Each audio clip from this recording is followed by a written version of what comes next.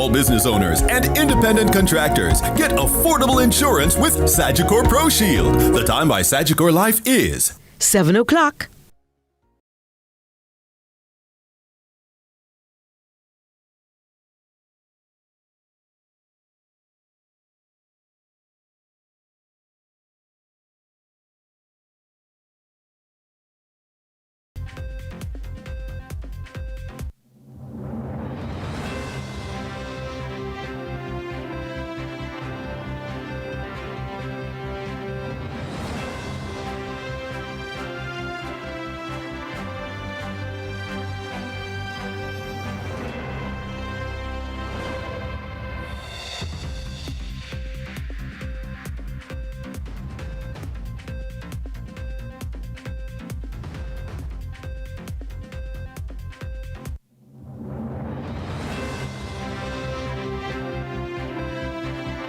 Tonight in CVM News at 7, shock and sorrow following judge's death. PNP and government clashed over Jamaica's stance on Palestine at UN. 29 students on board in Williamsfield bus crash. Jamaicans warned about sports trafficking. We also have the business report and sports.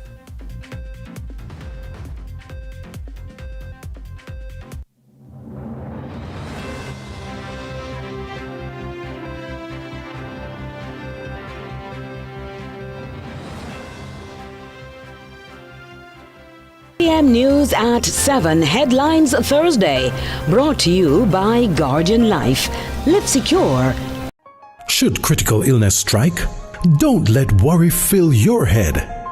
Say hello to happiness and goodbye to worry with Guardian Life's new Ultimate Provider Plan. Secure your medical expenses in the event of critical illness ahead of time while benefiting from more investment portfolio and so much more. Give yourself and your family the peace of mind you deserve with Guardian Life's new Ultimate Provider Plan today. And live secure, live easy. CVM News at 7, headlines Thursday, brought to you by Guardian Life. Live secure, live easy. Hey everybody, I'm Yendi, and this is Odyssey with Yendi. In this space, we connect with some of your favorite people as they share their journeys. Here we have some unfiltered conversations as we deep dive into their inspirations, motivations, and experiences to inspire our own life journey.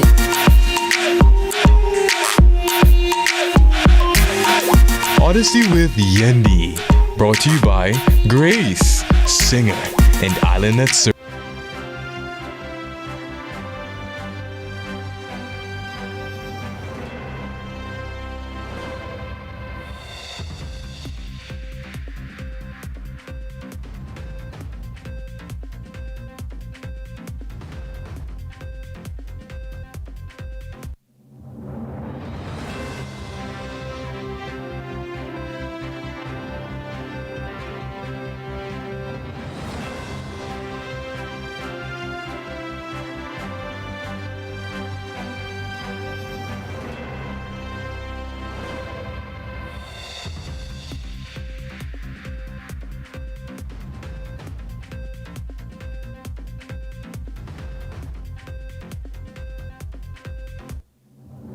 From Kingston, Jamaica, this is CVM News at 7. It's Thursday, October 2, 2025.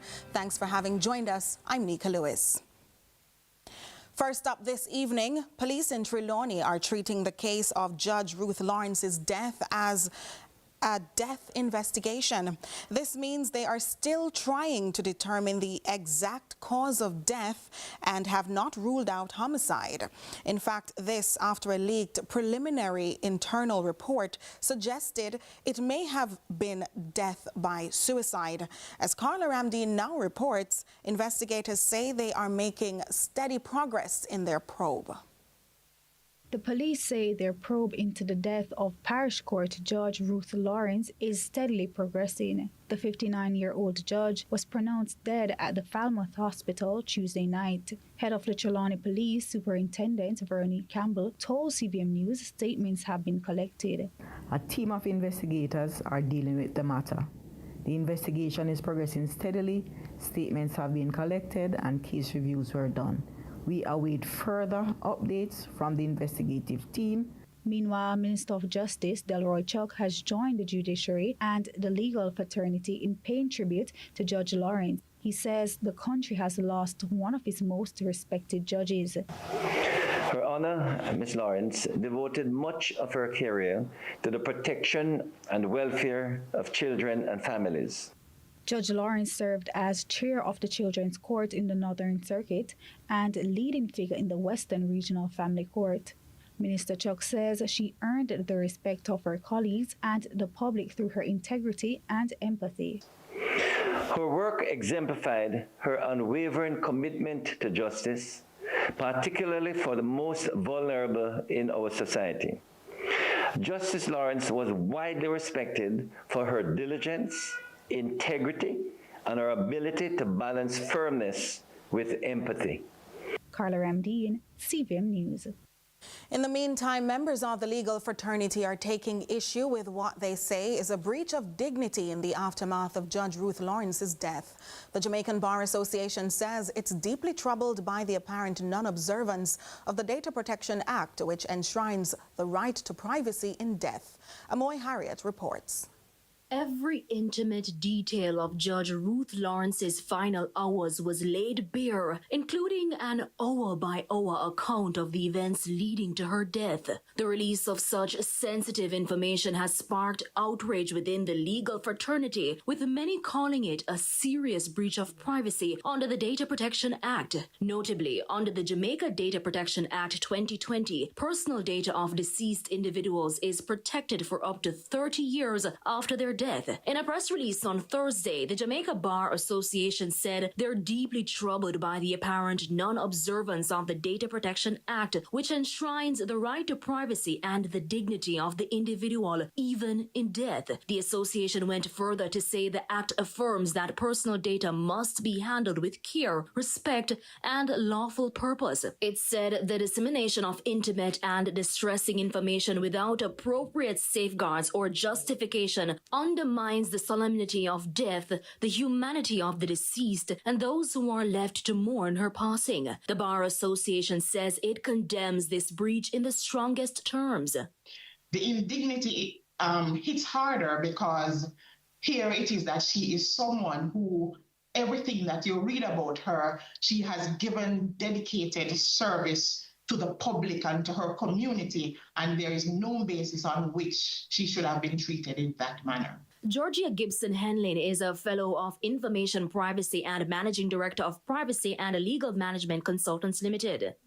And from a legal perspective, I am not sure of the source of the information, but it does appear, in terms of what I saw, it appears to be well ordered, well written, and it included information that is protected from disclosure under the Data Protection Act, because her name was there, that of her husband was there, her address was there, the whole health situation, which is very sensitive personal information under the Act. Mrs. Henlin contends that the public, in particular media entities, must do better to balance citizens' rights to know and upholding the law. Well, the duty to protect privacy is first. And so in terms of putting the information out there or communicating the information to the public, one has to first have regard to the fact of the law. And is it necessary to disclose that level of detail in order to communicate the story? It seems to me that we revel in the excitement of gore these days. She argues the Data Protection Act needs strengthening. Here it is that something has happened, and we'll have to basically search for ordinary remedies in order to deal with something as egregious as this. So the law needs to be fully brought into effect so that when there's a breach, the full consequences can be brought to bear. Because if ever there was a case that cries out for an act of deterrence, it is this one. Amoy Howard reporting for CVM News. Still in Trelawney, police have launched a massive search for 77-year-old Dennis Mahoney of Falmouth, who has been missing since Monday. Mr. Mahoney reportedly left home for work on September 22, but never arrived and has not returned home since. More from Crystal Williams. Mahoney went missing on Monday, September 22nd and has not been seen since. His wife, Rosalind, says before leaving the house last Monday, Mr. Mahoney said he would return late that evening. He left because the person asked him to come and take him off early. He would normally go to work by 2. She says while waiting on him to return from work, she received a disturbing call from his friend shortly after 6 p.m. So exactly after 6, his friend called me, Wayne, and said, Dennis is at home, him come home. I said, no, sir, him not come home yet. So him said, them say him not reach work, you know. She says she immediately called her husband twice but did not receive a response, after which she returned the call to the friend who tried calling other sources to locate Mr. Mahoney, but to no avail. Around 8:30 p.m., she said it was reported to the police and the search officially began. Then the person didn't see him come in the after 11. He called him and he said, man, me lost in the bush, Tilston bush, that is this bush over here. And he said he wait some time and don't see him come and call again, and the phone was dead. Perplexed, Mrs. Mahoney says the area her husband said he was lost in is not on his usual route. Sheldon Hall is Mr. Mahoney's stepson. Go in a car, somebody joke you and hold you. Your phone ring. Basically, them will tell you what he's saying. Them will tell him, say, me not Tilston bush, I'm last. You understand? Them not going to tell you exact spot where you're there. So, we go through the bush several times. I will not pounce up or anything or whatever. So, basically, the person who hold him have him on a different location. The Wakefield Police Division is asking anyone with information on Mr. Mahoney's whereabouts to contact them at 876-610-3283 or the nearest police station at 119. We are searching this general area to ensure that we find him. Several efforts have been made so far since the report has been made, and we still have not managed to locate Mr. Mahoney. Although it's been 10 days since Dennis Mahoney's disappearance, his wife remains hopeful. Sometimes I feel sort of nervous like, but most of the time I feel that he's still alive. Lost somewhere or injured somewhere, but I don't know. But I just have this feeling that he's still around. Crystal Williams, CVM News. More CVM News at 7 in just a moment.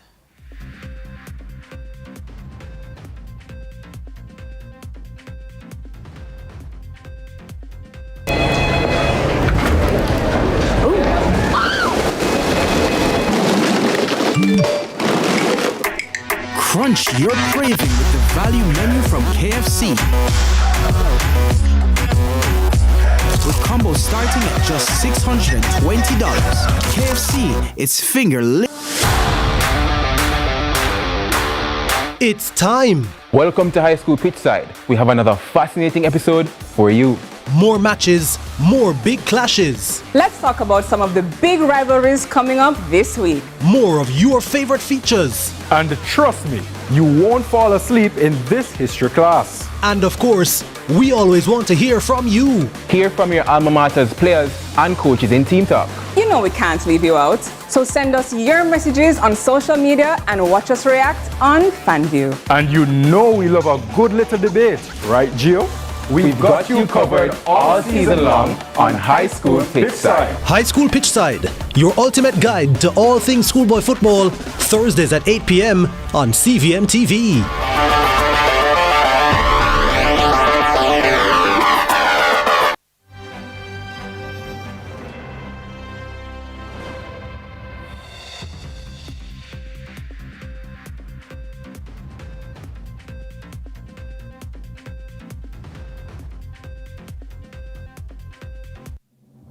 Thanks so much for staying with us. More than 100 students and staff members from Manchester High School have joined forces with police and residents in the ongoing search for 12-year-old Jaden Smith. The boy has been missing since last Friday. But there is optimism this evening after Jaden was spotted by members of the search team on Wednesday. Akeem Oret has the latest. Work with that then, work with that. But as I said, just one of the students and staff from there. A group of students, teachers and law enforcement officials working together on Thursday. They're searching for Jaden Smith, who has been missing since last Friday. The search intensified today after the 12-year-old was spotted Wednesday evening. More than 100 students from Manchester High joined in search with police. Police combed abandoned buildings and used drones to locate the boy. Search teams continued combing the hills and bushes Thursday morning into the afternoon without success. But there is renewed optimism after Jaden was seen last night. Jasford Gabriel is principal of Manchester High. Conclusively, based on who I spoke with, Jaden was seen along this Wesley Road area here last night.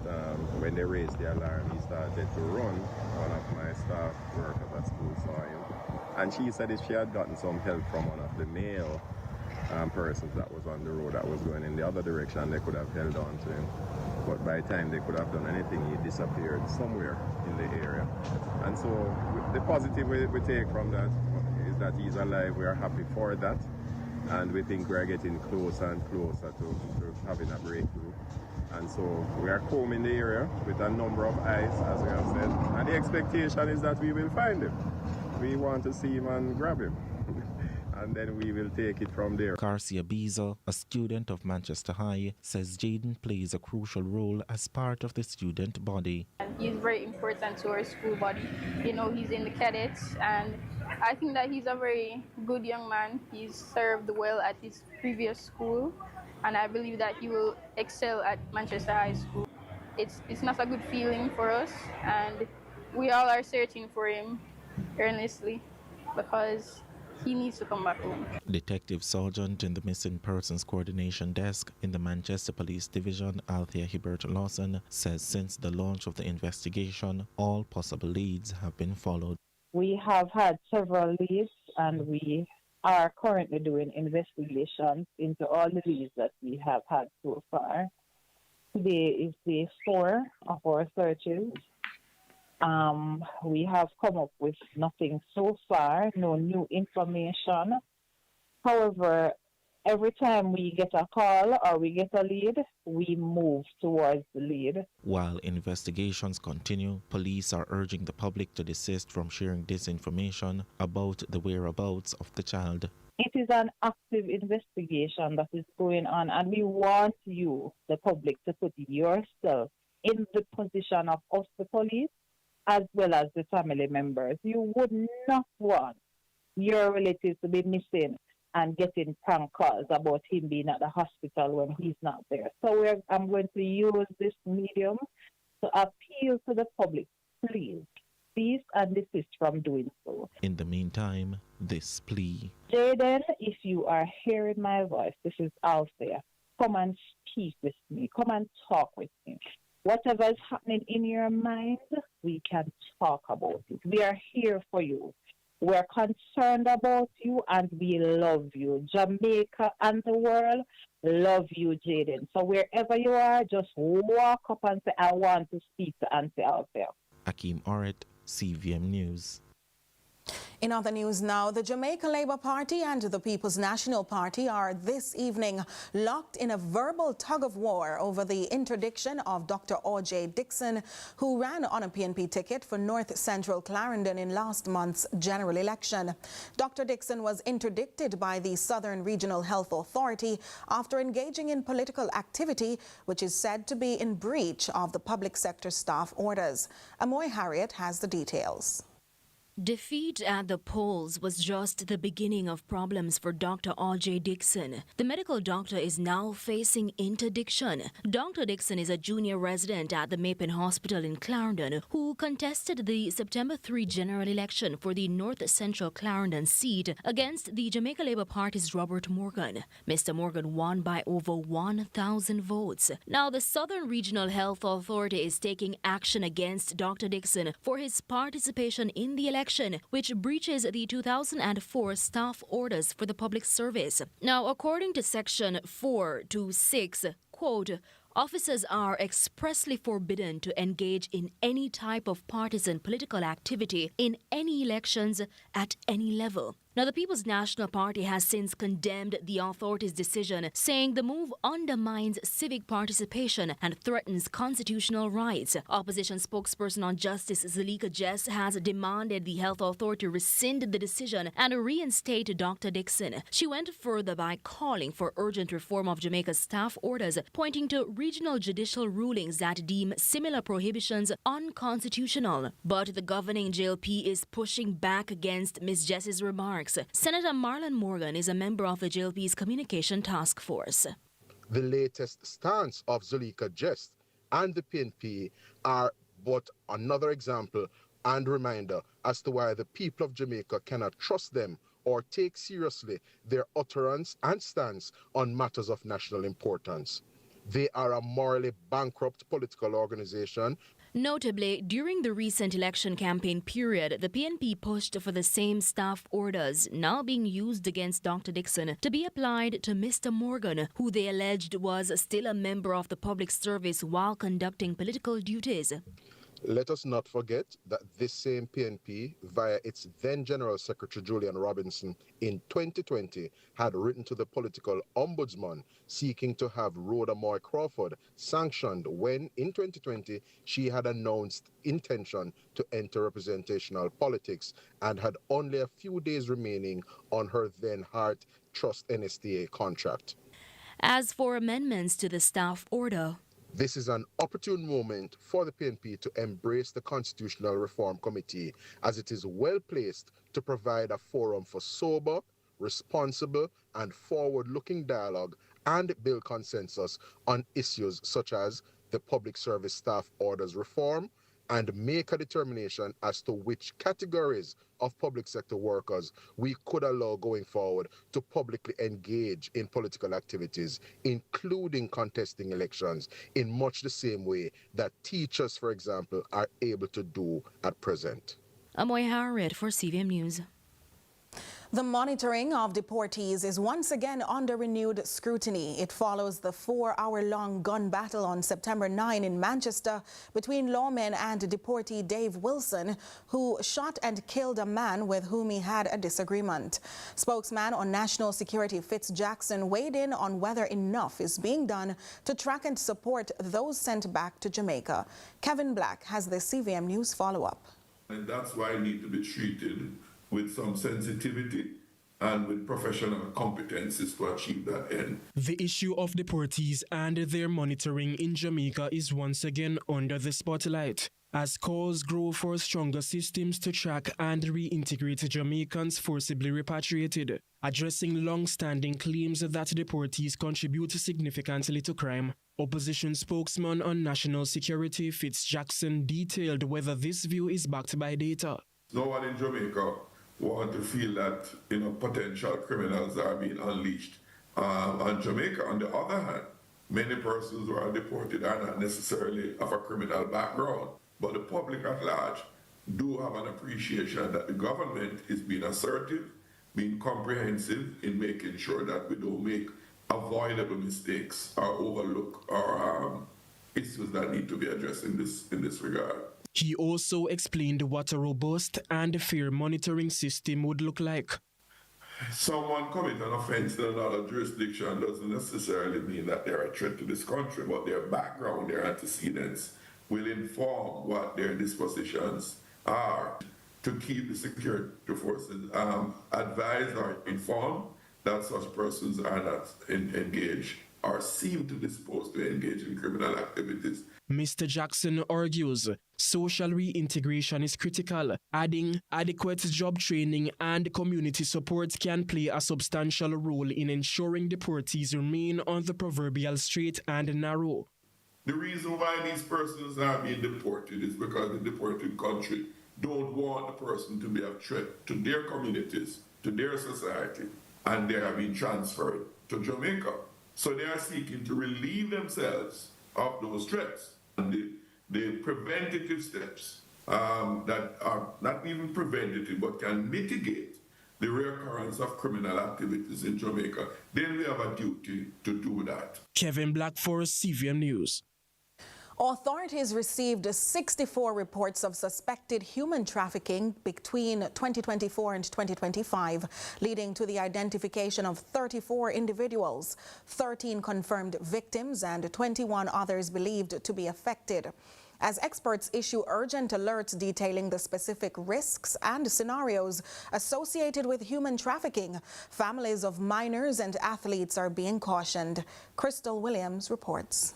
The Department of Homeland Security describes human trafficking as the use of force, fraud, or coercion to obtain some type of labor or commercial sex act. Diane Gordon Harrison, Jamaica's National Rapporteur on Trafficking in Persons at the Office of the National Rapporteur on Trafficking in Persons, ONRTIP's Conversation on Trafficking Forum held on World Day Against Trafficking in Persons 2025, broke the term down further. Within Jamaica, we have our anti-trafficking law. So it's the Trafficking in Persons Prevention, Suppression, and Punishment Act of 2007. And that provides a legal framework for anyone who recruits somebody, harbors somebody, transports somebody, receives somebody, or transfers them for the purpose of exploitation. And so human trafficking is really about exploiting others for your own benefit or gain, whether that's cash or kind. According to Detective Inspector Kimisha Gordon of the JCF's Anti-Trafficking in Persons Vice Squad, human trafficking in Jamaica is most commonly associated with sexual exploitation, though other forms exist. She says they have also seen labor exploitation and other servitude as well as forced begging. Mrs. Gordon Harrison gives an example of one such case investigated in 2017. So the parents said, absolutely. And he took these boys, but instead of having football training, what he did was he gave them sheets that they had to go to the stoplights over different weekends and seek sponsorship from motorists who would stop, they explain, oh, we're going on football, we need to raise money and so on for our gear and plane fare and so on. And so he had these youngsters out in the sun begging, and getting money, mind you. And then he repeated the act on a following weekend. Mrs. Harrison emphasized at the forum that the country's deep passion for sports can be both empowering and dangerous. She warned that this enthusiasm creates opportunities for traffickers to exploit young athletes. You can have trafficking in sports. So you are luring athletes or prospective athletes who have a big dream that you're going to get a big contract. Or in the Jamaican context, we don't have big contracts to give you, but you're going to get recognition. Detective Inspector Gordon also says the form of human trafficking is determined by the type of exploitation. Sex trafficking is the most common form of exploitation, particularly for women and minor girls being seen here in Jamaica. Exotic clubs and hotels are among the venues under close surveillance by the authorities. Mrs. Gordon Harrison differentiated between various ways sports and sporting activities may be related to trafficking, citing an example of what took place in 2007. So think back to 2007 when we had the ICC Cricket World Cup. And so massive droves of people who were parts of teams and management and so on were coming into the country. With all of these persons coming in, there is a heightened risk for vulnerable populations, teenage girls who are just hanging out by the hotel because the players are coming back and so on, and one thing leads to another. The Anti-Trafficking in Persons Unit remains at the forefront of joint law enforcement operations and public outreach initiatives. In the meantime, Detective Inspector Gordon underscores that ongoing public awareness and vigilance are vital in tackling this multifaceted issue. Crystal Williams, CVM News. More to come when we return.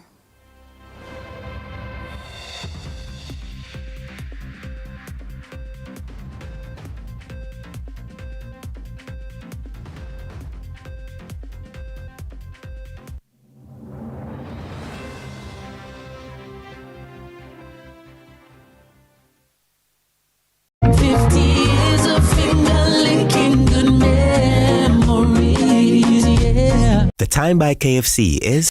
Get ready for Jesus 2025, 25th Jubilee Year of Hope with Father Holong and Friends, a celebration of faith and the life of Jesus Christ at the National Arena. Gala shows on September 27 to 28 and October 4 to 5. Tickets adults $2,000 and $3,000, children $1,200. All proceeds support missionaries of the poor. Get your tickets now. Call 876-774-7350 or 876-809-5877. Jesus 2025. You can't afford to miss it. Jesus.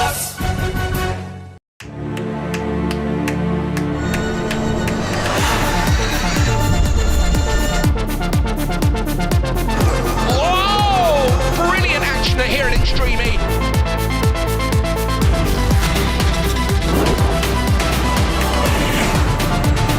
This is unbelievable. Absolute carnage.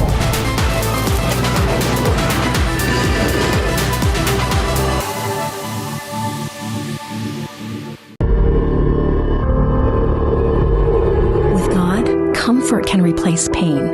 Peace can replace turmoil. Hope can replace sorrow. God loves you. God hears you. God speaks to you in your thoughts, in your heart, and through living prophets. Come, hear the words God has for you.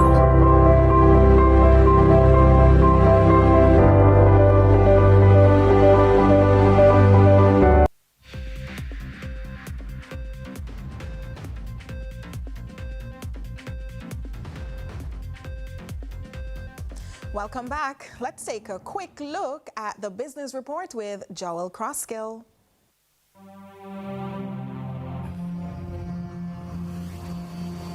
Lots to share with you in the business report today as we hit send on the CTU's ICT Week Jamaica 2025 Digital Futures Forum, where the opportunities and limitations impacting the fintech space was explored. Sheldon Powell, chairman and founder of Innovate 10X, a digital solutions company, first described the scale, then the potential economic upside of an alternative payment system taking root in Jamaica. The digital payment market is over $1 trillion. Jamaican per year. You cannot look it up. That is when and this is mostly domestic. Now, the actual fees that we pay every time a domestic transaction happens, right, it actually amounts to, and I did the calculation, it was kind of amazed by it, it's between 6 to 14 million US dollars a year, right? You can do the maths, and because $1 trillion Jamaican work out to about 6 to 700 billion US a year, and then there's about a 1.1 to 0.2% that Visa or MasterCard or all the other entities overseas, you have to pay for this transaction, right? So it's costing us about 6 to 10 million US dollars per year. Mariam McIntosh Robinson, former bank CEO and fintech president, who moderated the discussion, acknowledged the challenges that have faced early entrants into the Jamaican digital payments ecosystem, including the central bank. When BOJ came out with Jamdex, we as an industry, banking industry, gave them a lot of props because the BOJ has actually been very innovative and dynamic as they tried to meet some of these changing trends. I have a lot of time for the BOJ, a lot of time. What I would say is whenever we're rolling out these new solutions, one of the things we forget to do is map out the process. The panelists, including Dane Spencer, Managing Director and co-founder Smart Mobile Solutions, SMS, jointly retraced a number of other steps in the process to see potential reasons for reluctance in the adoption of the Jamdex, which has seen less than 0.1% take-up. The digital currency what problem is it solving, really? That's the first question we have to answer. If cash is convenient and digital currency is not, then people will continue to use cash. So it has to be where they're interchangeable. Make the digital currency where I can actually get back cash, and then I can take my cash, get digital currency to make digital payments. So in our society where you're going to, if a vendor can't receive the digital currency, then it now becomes no longer an enabler. Mariam McIntosh Robinson also spoke of the relatively high cost of compliance as a pain point, especially in circumstances of uncertainty on the rate of return on investment. This whole concept around like mobile money, I think Jamaica, again, the Eastern Caribbean Central Bank, Jamaica, Barbados and others, they are really trying to keep up with fintechs and pushing the envelope to create a more inclusive environment for innovation. However, it is very important to get the economic model right, because as you need ecosystem partners to help you with this innovation, we are not going to put money into mobile wallets. Dr. Jan Schroeder, founder of CaribCoin, explained the vision behind the company's complementary currency to act as a bridge between the region's economies without such heavy reliance on the US dollar. This is one of the challenges that the Caribbean really has to tackle, and have something like a cross-border payment system which works all across the region. Because coming to the challenges, it's all these small states, all with their own regulations, and the opportunity there is if you make a payment system work, then the agricultural sector can really grow, and with its growth participate to the gross national product of all the countries in the Caribbean. However, those challenges may not be insurmountable according to the panelists, who generally agreed that enabling infrastructure as well as public education campaigns could result in greater acceptance of fintech solutions. We're talking about a society that has grown so accustomed to cash that now you're asking them to go digital and use platforms or solutions that they don't necessarily understand. And then when they go to an ATM to draw the money, they cannot get their money. So it's now you're breeding a system of distrust. A circumstance that Dr. Schroeder suggests found parallels when the EU adopted a shared currency that were eventually overcome with a sustained education campaign. Dr. Schroeder suggests that the application of the technology to regional cross-border payments in the agriculture export sector could provide a compelling opportunity for the public to be persuaded by the utility and efficiency that can be made possible. One of the biggest opportunities related to cross-border payments at the end is the development of the agricultural sector in the Caribbean. And we had a lot of discussions with the Caribbean Private Sector Organization about that. Is yes, you have problems with transporting goods from, say, Jamaica to Barbados or whatever. Yes, you have problems with movement of labor. And finally, you have huge problems, which are the non-tariff barriers in the financial system. And that was your business report. I'm Joel Crosskill.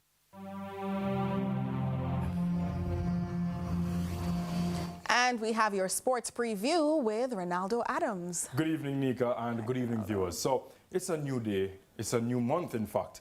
But the West Indies are still struggling to amass victories. Oh, no. We'll get to that later on, of course. And in more sad news, reigning Jamaica Premier League champions Cavalier, they were dismissed from the CONCACAF Caribbean Cup last evening. On a positive note, though, today is Thursday. Therefore, we'll have our Thursday feature on court. We'll have more in a few minutes or so. All right, there you have it. Lots to stick around for, because sports is right after the break with Ronaldo Adams.